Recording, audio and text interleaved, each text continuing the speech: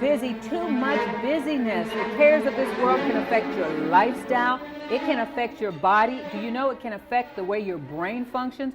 We have to learn how to relax, even meditate. And joining me this afternoon is the yoga doctor, Chris. How are you, Chris? Namaste. I'm doing very well. I'm blessed. Wow. Thanks for having me.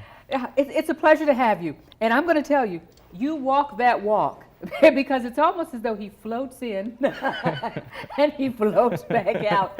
How long did it take you to train yourself, especially in this high impact world of so much going on, to be able to focus and relax?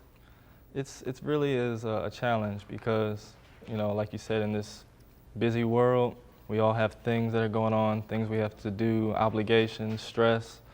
And it's like any other type of exercise. It takes practice to build up that muscle. Mm-hmm. So we have to build up our meditation muscle. We start out doing it for short periods of time, just concentrating and building our focus. And then gradually over time, we're able to hold that focus and concentration longer.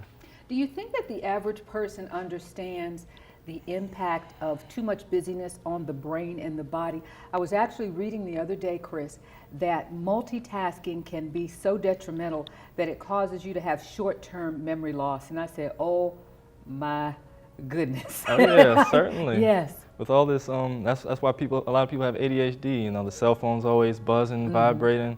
So it takes our concentration off of one thing and is constantly shifting our focus to something else. So what meditation does is it allows us to go within ourselves and remove ourselves from all those distractions in the world and to just listen to the breath, listen to the body. Well, let's take a look. What are some of the areas that we can practice to learn how to calm the body down? One is breathing. Let's start with that. Starting with breathing. Throughout our busy days, we have a tendency to breathe very shallow, only using the upper part of our lungs. Mm-hmm. So that's called involuntary breathing. That's the breath that's necessary just for living every day. Mm-hmm. But when we actually practice conscious breathing, we focus on our breath. Give me an example. What is conscious breathing? Conscious breathing is saying I'm going to take a deep breath in. I'm actually focusing on breathing. Inhaling to a count of 4, and then exhaling slowly, releasing out all the air at the same rate. So we just take a few deep breaths. The body's response is almost immediate, isn't it? It's certainly immediate. Very immediate. That's why subconsciously when we become stressed out, the first thing we do is take a deep breath. Yes. The body is intuitive and wise in that aspect. Here's a second point that we can embrace for relaxation, to teach ourselves to be in the present. Correct. So being in the present moment, one way to focus on that is to, again, just go within the body and listen to the body. So we say, okay, I'm going to take a few deep breaths in. Feel the breath expand and rise in my chest, then feel it exhale out. So by being in the present moment, we're no longer worried about the past or worried about the future. And that's where a lot of our mental anxiety comes from, living in the past, things that were done wrong or we perceived to have been done wrong, or worrying about something that needs to be done in the future. Wow. Friends. How important are friends for good health? Friends are very important. Having that support structure, and what meditation does and relaxation techniques do is they help to improve our relationships and the way that we relate to each other. Because am I calmer? Oh yeah, yes, see? I'm calmer when I deal with you now. Yeah, iron sharpens iron is a proverb that's in the Bible. So, you know, when we deal with like-minded individuals, that energy rubs off on us. And when we're stressed out, it affects every cell in our body. Now, humor, laughter. Do you find that's important in your life, being able to kind of laugh things off and not be so serious all the time? Certainly, and another good thing about meditation is we don't take ourselves so seriously.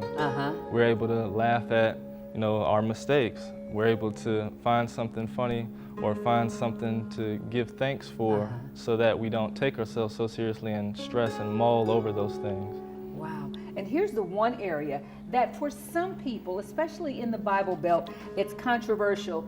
But when you look into it, it's really not, because I was reading there are 20 different places in the Bible where the scriptures tell you to deliberately meditate. So meditation, what is that? For example, in the Bible, in Philippians 4:8, it says to, I'm just abridging it, it says basically to meditate on the pure, noble, upright, good thoughts. Think on these things. Right. So we always say you are what you eat, but you also are what you think. So what we focus on expands in our life. So when we focus on good, positive, clean, pure thoughts, and we give our concentration to that, that's what tends to manifest around us. Wow. So do real men meditate? Everybody meditates. Real men, real women, kids. Because you learned from one of the most prosperous real men. Oh, yeah. Yes, what's the story? You've told that before. Russell Simmons. What brought you to meditation? Right, I never would have tried it if I hadn't read his book. He has this book called Do You, and it's about achieving happiness and success in life and business. And he talked about meditation and yoga, so it just made me more open-minded to try it, knowing that he does it and he's so wildly successful. And not as a religious, but it's mind-body synergy. You're not worshiping something. Yeah. Exactly. When we meditate, it's not worshiping any type of deities or anything. If anything, it's just a very personal connection with ourselves.